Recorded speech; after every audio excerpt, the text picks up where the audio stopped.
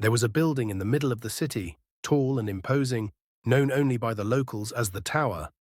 It was an ancient structure, a relic from a time long past. Most people avoided it, but for those who lived there, it was a place of secrets and whispers. For years, the building had been a home to people who lived quietly, without much complaint. But beneath the surface, a dark presence lingered, and it wasn't long before something sinister began to stir. Chapter 1. The First Disappearance. It began with a strange feeling in the air, a sense of unease that couldn't be shaken. The residents of the tower were used to the occasional creak of the old building, the sound of pipes groaning as the water rushed through them. But this was different. There was an unsettling silence in the hallways. Then came the disappearances. It started with a woman named Sarah. She had lived on the 7th floor for nearly 5 years. She was a quiet woman, keeping to herself mostly, but she had no enemies. One evening, she vanished without a trace. Her apartment was found locked from the inside, her belongings untouched. The only thing that remained was a single blood-stained handprint on the bathroom wall. The police were called, but there was no sign of struggle, no clues, no answers. And so the mystery began. Sarah was just the first. A few weeks later, another resident, Mark, disappeared in the same manner. This time the neighbors were starting to talk. They were scared, but no one dared to leave. They were trapped in a place they couldn't escape. Chapter 2. The Whispers. As the weeks passed, more and more people began to vanish. On the 4th floor, there was a man named Joe who had lived in the building for years. Joe was a kind man, always offering to help anyone who needed it. He had heard the whispers too, strange voices in the walls late at night. It was as if something was trying to communicate with him from the darkness. He decided to investigate. One night, as the building's lights flickered, Joe heard a scraping sound coming from the basement. His curiosity got the best of him, and he ventured down into the darkness. The air was cold and damp, and the floor was slick with something wet, something that didn't quite feel like water.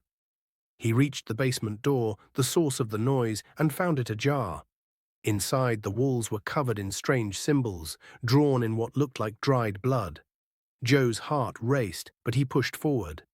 As he ventured deeper into the basement, he noticed something even more disturbing. There were bodies. At first, he thought his mind was playing tricks on him, but as he looked closer, he realized the truth. The bodies were not of people who had simply died.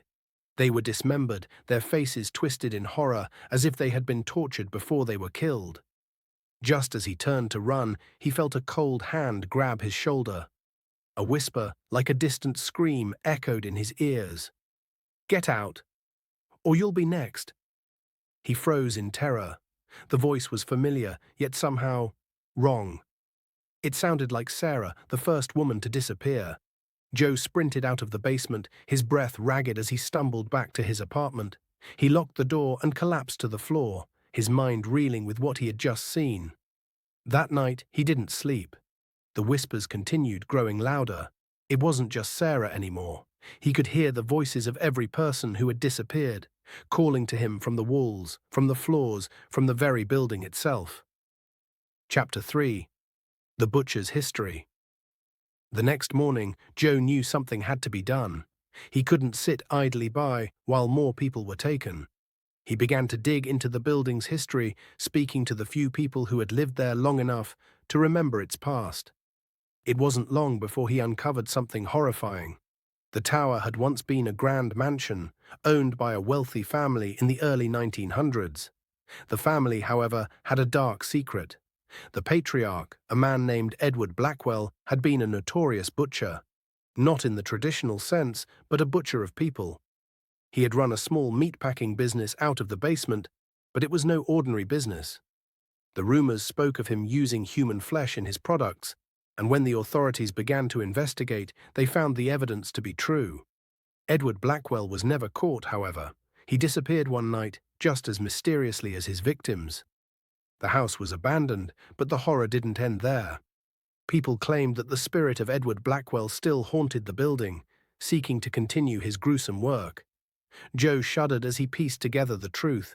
The building wasn't just old, it was cursed, haunted by the butcher's malevolent spirit. The people who had disappeared were not dead. They were being used as part of Blackwell's dark ritual, trapped between life and death, serving as fuel for his twisted hunger. Chapter 4. The Final Night as